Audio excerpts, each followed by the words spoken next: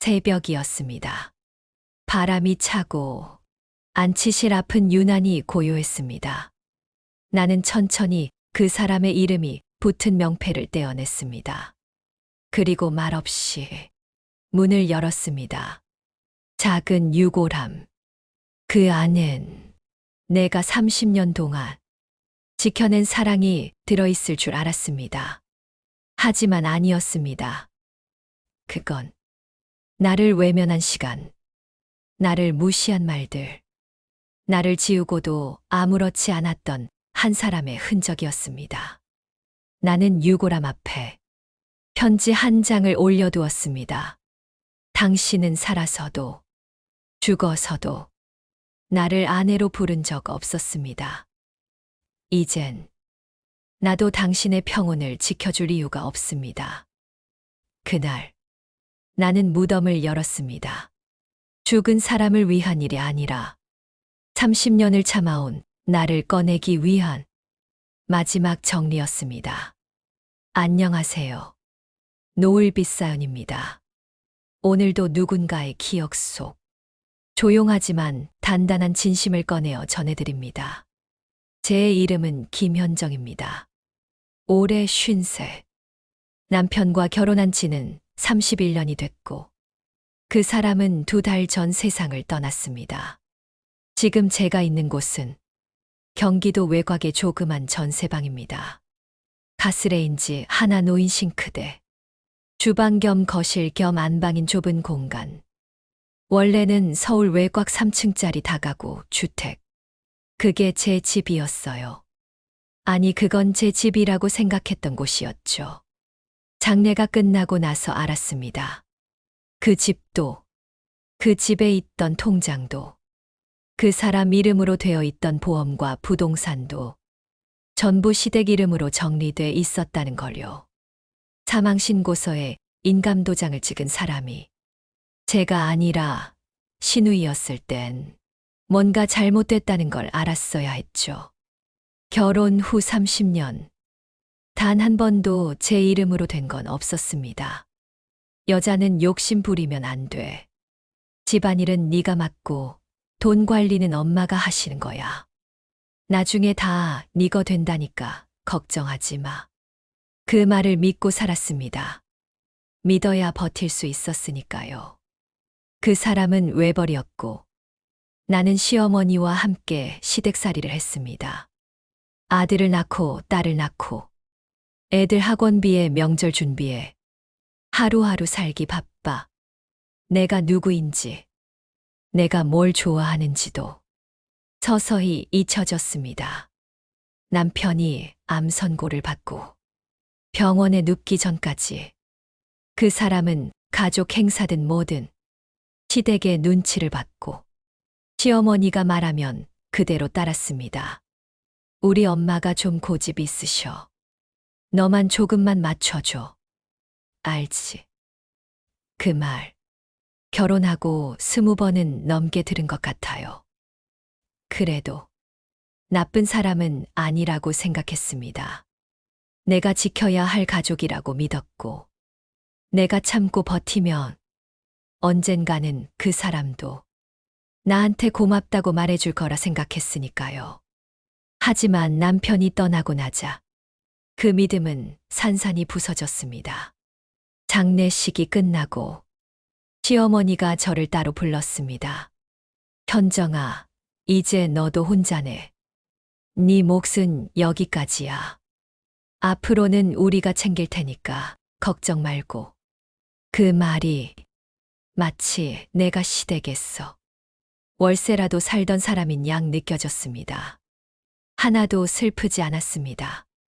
그 순간 제 마음은 이미 무덤보다 더 깊이 꺼지고 있었으니까요.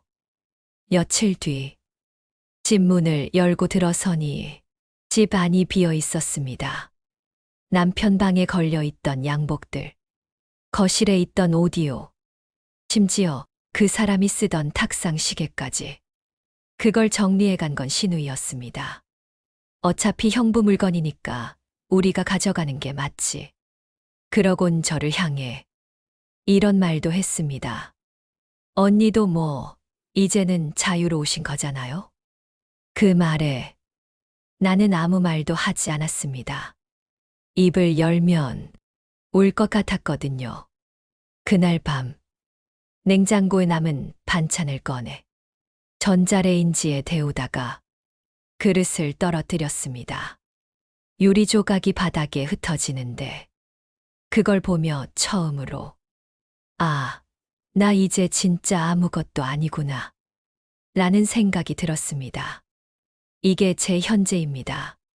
남편을 보내고 시댁에서 쫓겨나고 법적으로는 아무것도 할 수 없는 사람. 하지만 그날 장례식장에서 내 눈앞에서 남편의 유골함을 들고 나가는 시어머니의 뒷모습을 보며 제 안에 남아있던 마지막 끈이 끊어졌습니다.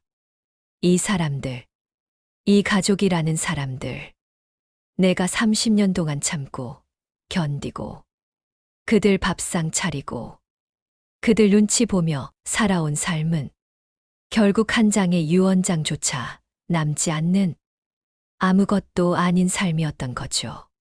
그리고 그 순간 나는 결심했습니다.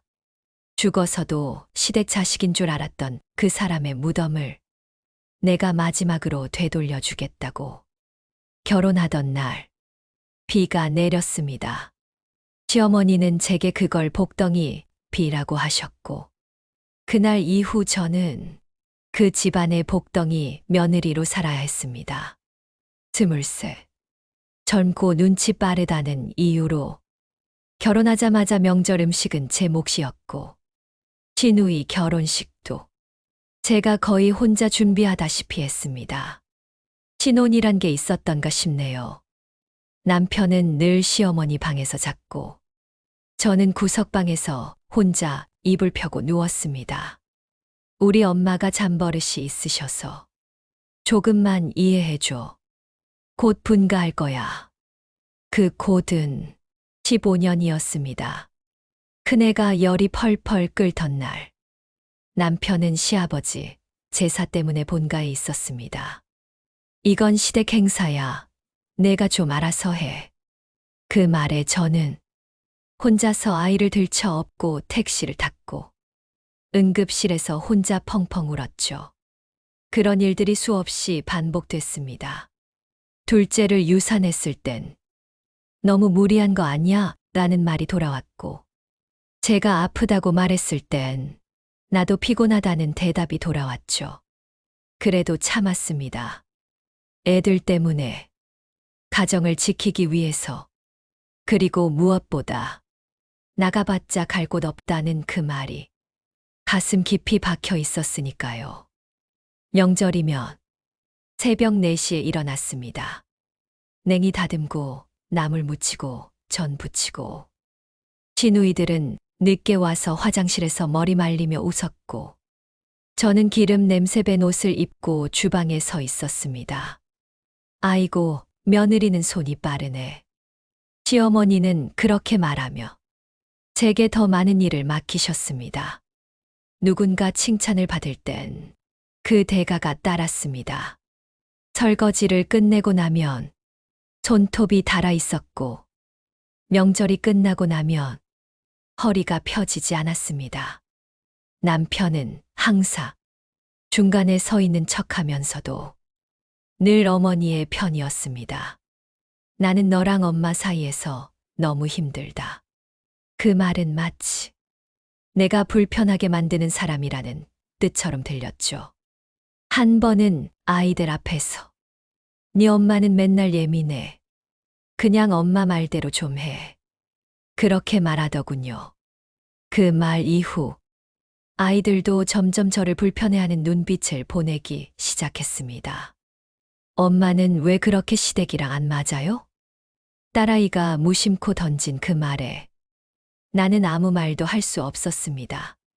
지방에 계시던 친정엄마가 편찮으셨어. 몇 번 찾아뵙겠다고 했을 때 가는 건 좋은데 제사상은 차려놔야지. 라는 말이 먼저 돌아왔습니다. 결국 저는 엄마 임종도 함께하지 못했습니다.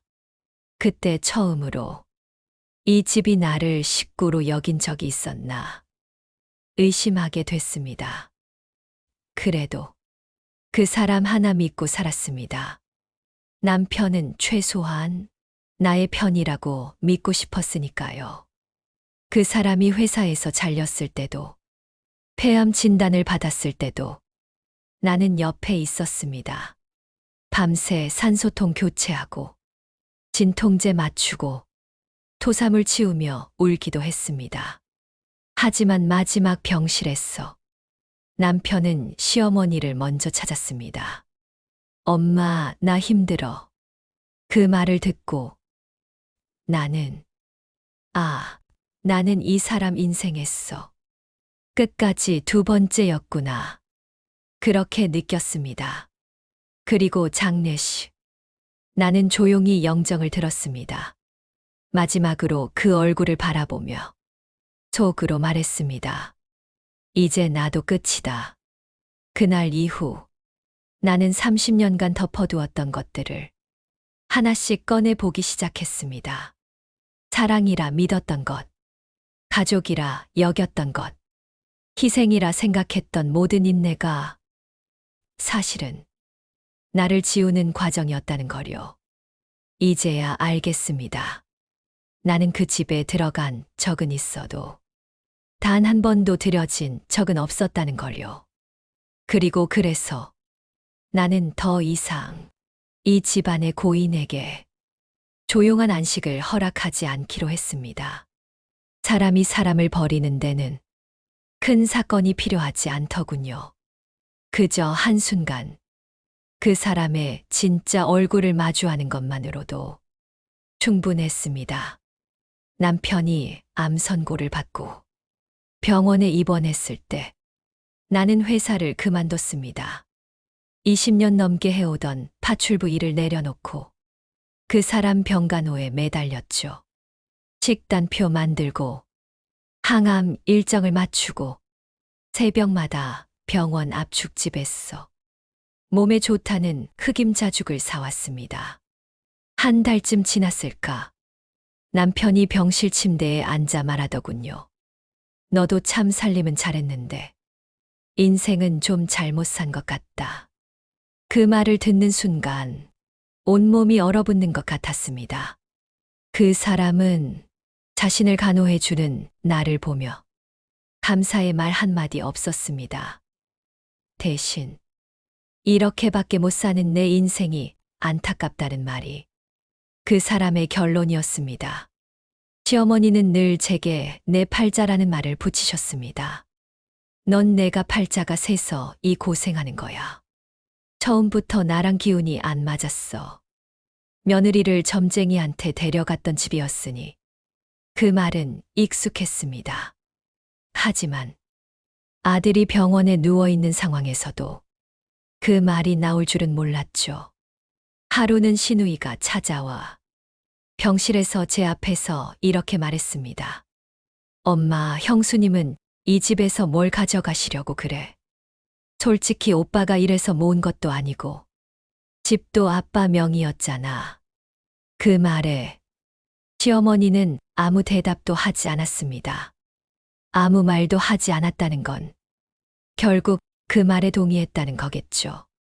그때부터 저는 병실에 앉아 있어도 이방인처럼 느껴졌습니다. 남편은 퇴원 후에도 늘 시어머니 집에 먼저 들렀습니다. 친정에 한 번도 인사 못 간 저와 달리 그 사람은 엄마가 끓인 미역국을 먹고 엄마 손에 용돈을 쥐어주곤 했습니다. 그러고 집에 돌아와서는 우리 엄마가 네가 수고한다고 했어. 그 말 들으니 기분 좋지? 하고 말하더군요. 하지만 그 말에는 단 한 번도 내가 미안하다는 뜻이 담겨 있지 않았습니다. 죽음을 앞두고도 그 사람은 끝내 저를 바라보지 않았습니다. 호흡기 달고도 눈으로 엄마를 찾았고 의식이 흐려질 때도 엄마, 나 물 좀. 이라는 말만 반복했습니다. 나는 옆에서 물수건을 짜고 있었지만 그 사람은 나를 보지 않았습니다. 장례식장에서 시어머니는 분향소 앞에 앉아 내게 조문객 인사를 시켰습니다. 현정아, 절은 내가 받아. 나는 너무 힘들어. 그 말에 나는 묵묵히 고개를 끄덕였죠. 그런데 그날 밤, 시어머니가 제게 이렇게 말했습니다. 너는 이제 우리 식구가 아니야. 장례식까지만 너한테 맡긴 거야. 그 말이 사람이 사람을 밀어내는 방식이란 걸 그제야 알았습니다. 그 다음 날, 신우이가 집에 찾아왔습니다. 남편의 물건을 정리하겠다며 들어와서 장롱 속에서 금반지와 통장을 챙겼습니다. 나는 그 모습을 멍하니 바라보았습니다. 그 아이가 내게 한 말은 지금도 잊히지 않습니다. 형수님도 이제 좀 정리하세요. 30년 살았으면 할 만큼 하셨잖아요? 그날, 나는 남편의 옷장을 열었습니다. 그 속엔 한 번도 내가 입지 못한 시어머니가 사다 준 양복들, 결혼기념일에도 주지 않았던 넥타이 세트, 그리고 통장 한 권이 있었습니다. 잔고는 얼마 없었지만 통장 명의는 시어머니였습니다. 그걸 보며 확신했습니다. 이 사람은 처음부터 끝까지 시댁의 아들이었을 뿐 내 남편이었던 적은 없었다는 거요. 나는 그날부터 조용히 그러나 단호하게 이 집에서 나갈 준비를 시작했습니다. 단 한 장의 유언장도 없이 죽은 사람, 나를 끝까지 지우고 간 사람, 그 사람의 무덤에 꽃을 놓을 이유가 이제는 없습니다. 남편이 떠나던 날, 나는 그 사람이 마지막으로 본 얼굴이 내 얼굴이 아니란 걸 나중에서야 알게 됐습니다. 그 사람은 병실 침대 위에서 서서히 의식을 잃어가던 와중에도 엄마, 엄마, 그 말만 되뇌었습니다. 나는 침대 옆에 앉아 그의 손을 잡고 있었지만 그 눈은 나를 보지 않았고 그 목소리도 나를 부르지 않았습니다. 결혼 31년, 아들 둘을 낳고 키우고 그 사람 가족을 위해 내 인생을 반납했는데 그 사람은 자기 마지막 순간조차 아내가 아닌 어머니 곁에서 떠났습니다. 병원에서 사망 확인서를 받고 눈물이 났습니다. 사랑이 그리워서가 아니었습니다. 내가 뭘 그렇게 참고 살았나 싶어. 허무해서, 내가 너무 어리석어서, 그게 서러워서 울었습니다. 시어머니는 장례식 준비를 맡기며 현정아, 네가 어차피 가족 중 제일 손 빠르잖아. 그렇게 말하더군요. 나는 묵묵히 조문객 명단을 정리했고 검은 정장 위에 검정 앞치마를 두르고 향을 피우고 절을 받았습니다. 그런데 시어머니는 조문객들 앞에서 웃으며 이렇게 말했습니다.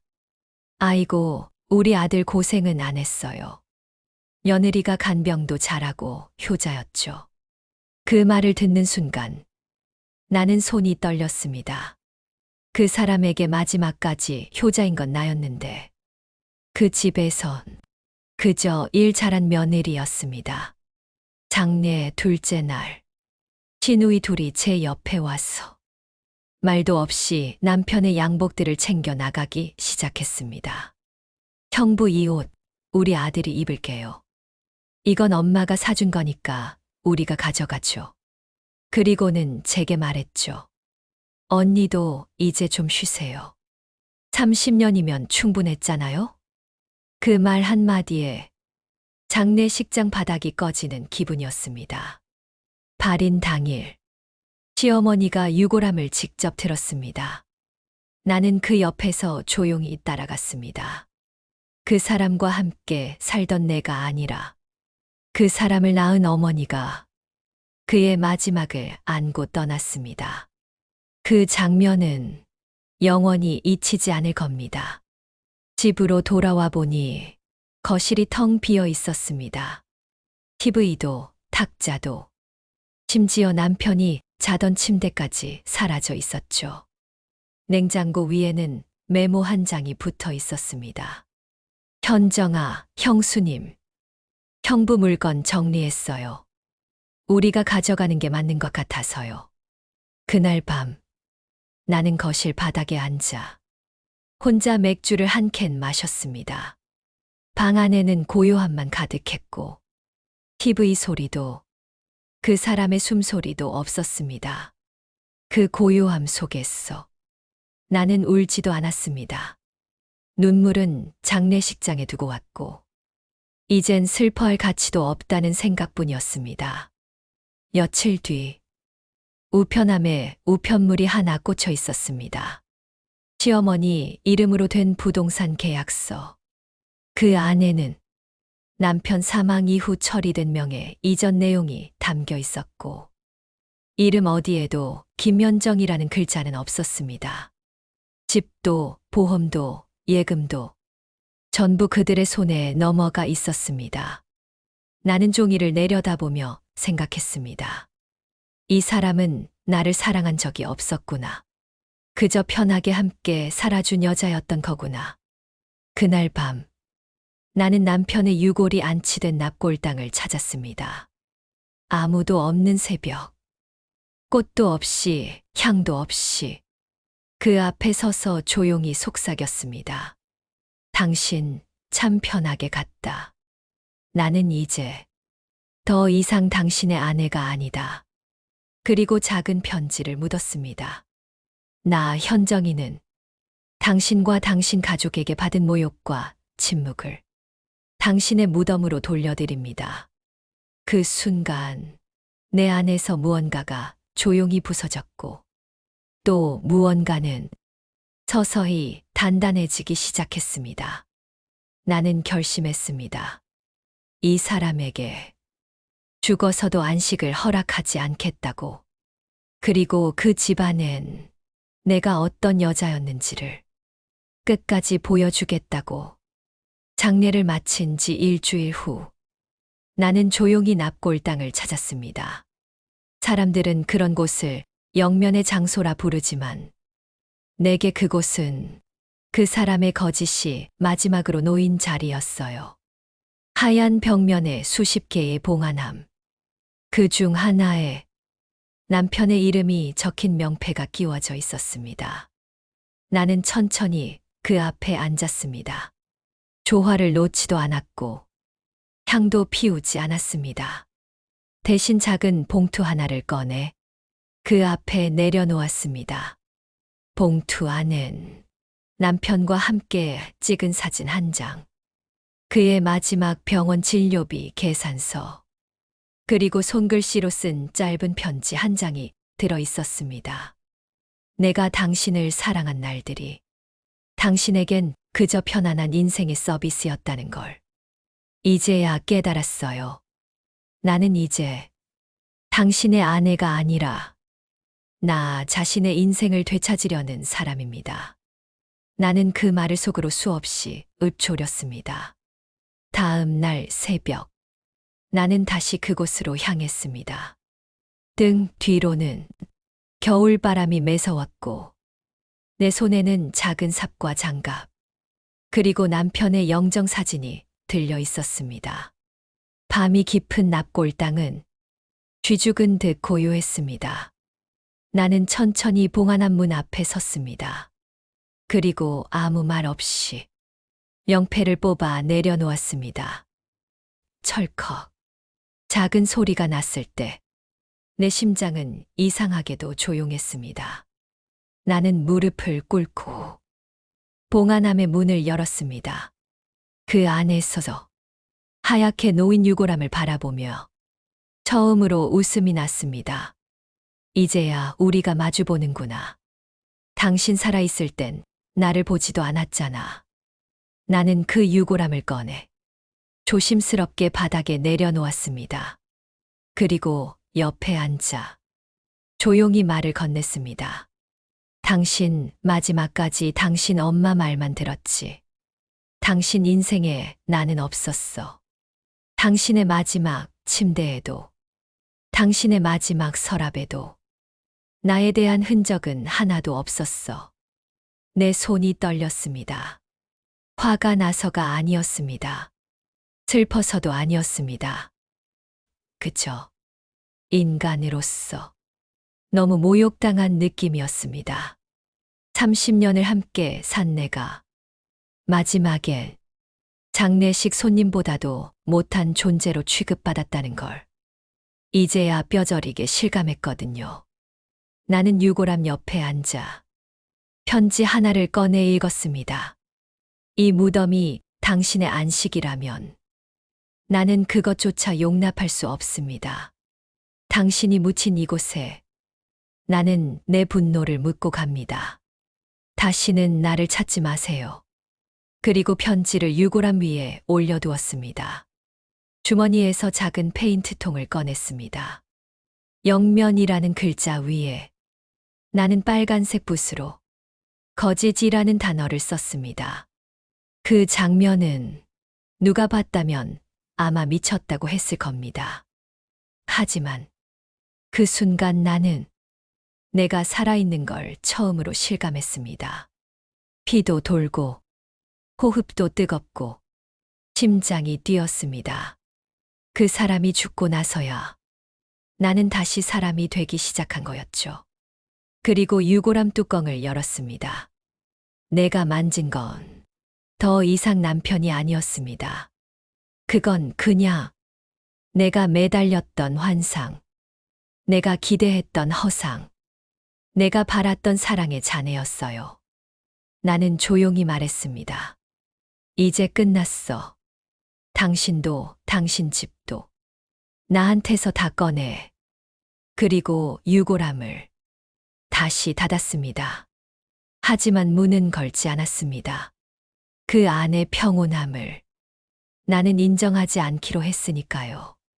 그날 새벽 나는 경찰에 신고당했습니다. 납골당 측에서는 기물 파손과 무단 침입으로 문제 삼았고 시댁 사람들은 현정이가 정신이 나갔다며 나를 병원에 보내려 했습니다. 하지만 나는 조용히 응했습니다. 그리고 이렇게 말했습니다. 정신 나간 사람이 아니라 이제야 정신 차린 사람입니다. 그날 이후 나는 누구에게도 아내도 며느리도 아니라고 말합니다. 나는 이제 그 모든 관계를 파헤친 여자입니다. 그리고 그 속에서 내 이름을 다시 꺼내든 사람입니다. 무덤을 뒤엎은 날 이후 나는 변했습니다. 울음 대신 정적, 분노 대신 정리, 감정이라는 불은 다 타버렸고 이제 남은 건 계산이었습니다. 나는 가장 먼저 남편의 사망진단서를 들고 주민센터를 찾았습니다. 상속 관련 자료를 뗐고 계좌 내역과 보험 수령인을 조회했습니다. 놀라웠죠. 그 모든 것의 이름은 하나같이 시어머니와 시아버지였습니다. 남편의 보험금, 사망 직후 처리된 퇴직 정산금, 시에서 내려온 장례비 지원금까지 모두 그들 손에 들어가 있었습니다. 심지어 남편이 마지막으로 쓰던 휴대폰조차 장례 직후 시누이가 가져갔고 그 안엔 어떤 정보도 남지 않았습니다. 나는 그 모든 정황을 하나하나 적기 시작했습니다. 노트북 한 켠에는 남편의 진료비 내역, 사망 전 보험 상담 문자, 통장에 찍힌 이체 기록, 그 옆에는 시어머니가 내게 했던 말들을 정리한 메모가 놓였습니다. 이 집은 원래 내 거야. 남편은 네가 벌어먹인 것도 아니잖아. 내가 재산 관리한 게 뭐가 잘못이야. 그 말들에선 가족의 온기도 애도도 없었습니다. 단 하나, 자기 목 챙기려는 계산기 소리만 들렸습니다. 나는 변호사를 만났습니다. 그는 내 자료를 한 장 한 장 넘겨보다가 말했습니다. 이건 꽤 명백하네요. 상속 사기, 증여세 탈루 가능성도 있고요. 나는 조용히 물었습니다. 이기기 어렵나요? 그는 고개를 저었습니다. 이기고 지는 문제가 아니라 증명할 수 있느냐의 문제입니다. 그런데 자료가 충분합니다. 나는 고개를 끄덕였습니다. 그럼 증명합시다. 그날 이후 나는 움직이기 시작했습니다. 남편의 형수, 그러니까 시영의 전 부인에게 연락을 했습니다. 10년 전 시댁에서 쫓겨나듯 이혼했던 분. 그녀는 내 연락을 받고 조용히 말했죠. 나도 같은 방식으로 당했어요. 그녀는 보험, 서류 위조, 통장 은닉, 재산 분할 포기각서 강요 같은 걸 다 겪었고, 그걸 증언해 주겠다고 했습니다. 나는 그녀에게 고개 숙여 인사했습니다. 이건 우리 둘의 복수예요. 한 번도 며느리였던 적 없는 우리들의. 그리고 나는 글을 쓰기 시작했습니다. 제목은 단순했습니다. 남편을 묻은 날, 시댁은 나를 버렸습니다. 서술은 조용했고, 모욕적이지 않았지만 정확했습니다. 어떻게 쫓겨났고, 어떤 말들을 들었고, 무슨 일이 벌어졌는지를 있는 그대로 적었습니다. 그 글은 동네 커뮤니티에 익명으로 올라갔고, 하루 만에 그 집 이야기 아니야? 이전에도 며느리 고소한 적이 있던데 하는 댓글이 붙기 시작했습니다. 내 글을 읽은 또 다른 전 며느리, 사촌댁의 며느리였다는 여자도 연락을 해왔습니다. 저도 시어머니한테 당했어요. 제가 말해드릴게요. 그녀는 시아버지 명의 재산을 며느리들에게서 돌려받게 만드는 집안 내 계약 구조를 녹음해둔 파일을 보내주었습니다. 그걸 들으면서 나는 처음으로 생각했습니다. 이건 복수가 아니라 정의였구나. 며칠 뒤 시댁에서 연락이 왔습니다. 현정아, 그만하자. 가족끼리 왜 이러냐.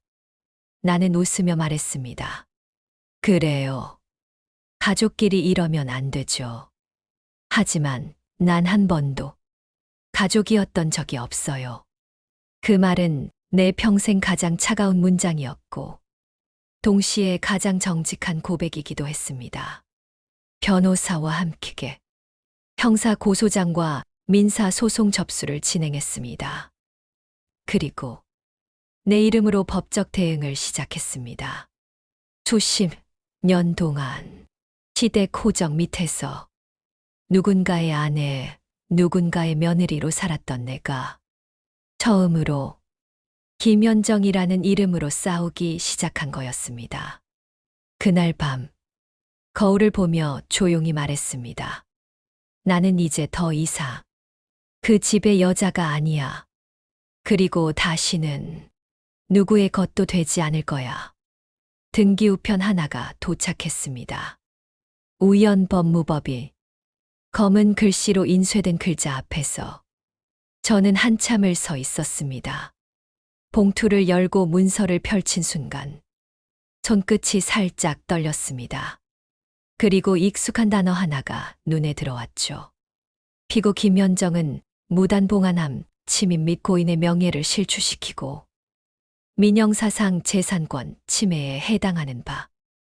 저는 처음으로 그들의 입장에서 피고라는 이름을 받았습니다.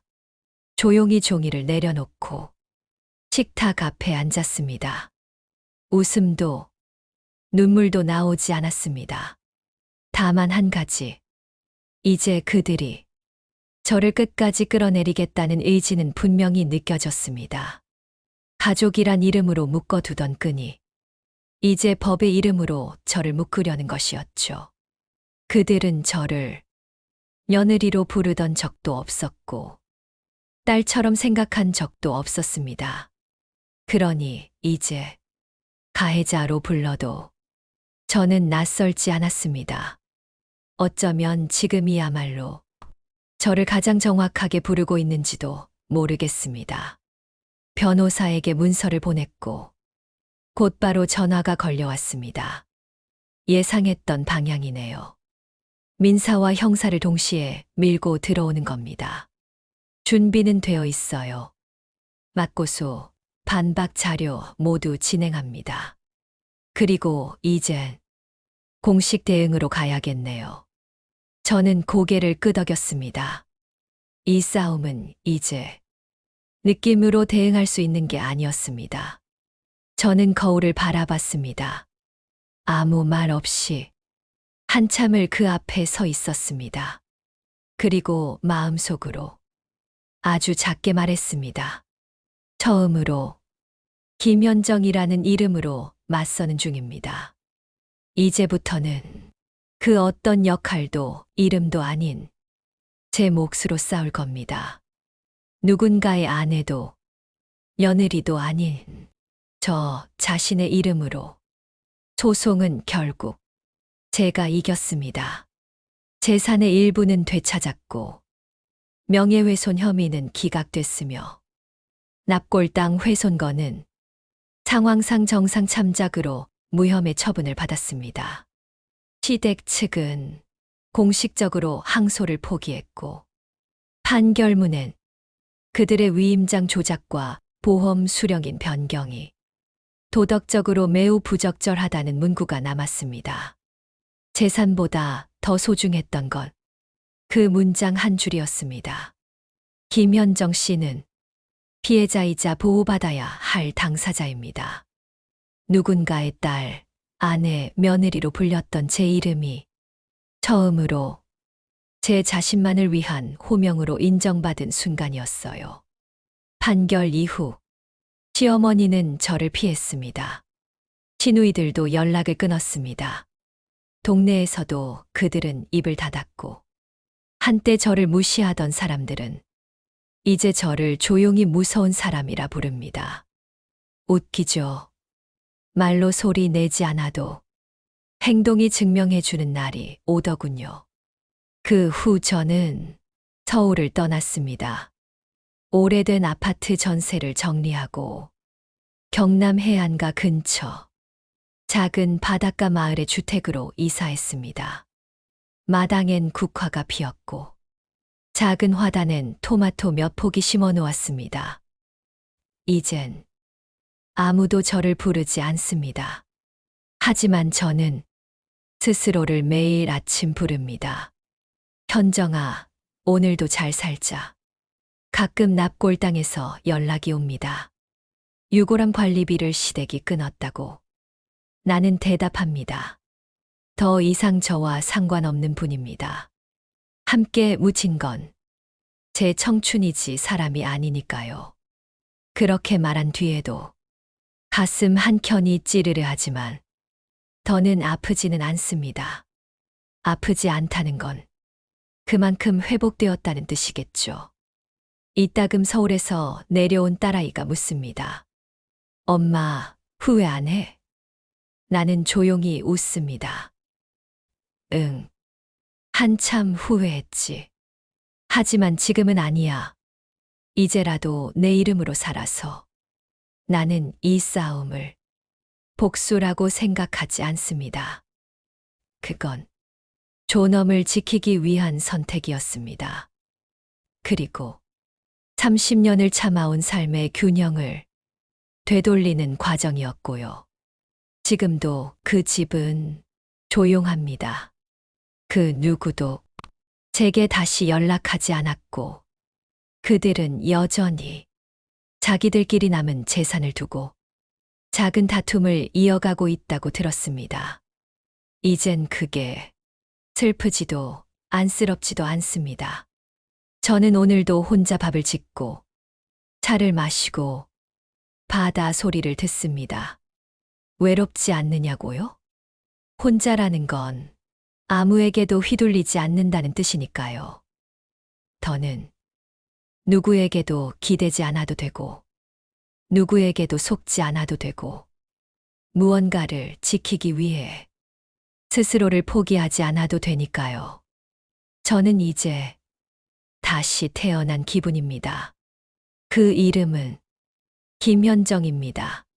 그 누구의 며느리도 아니고 그 누구의 아내도 아닌 온전히 제 삶을 살아가는 한 사람의 이름입니다. 사람이 가장 깊이 상처받는 순간은 믿었던 사람에게서 등을 돌렸을 때입니다. 가족이라는 이름으로 시작된 상처는 다른 어떤 말보다 오래가고 때로는 자신을 미워하게도 만들죠.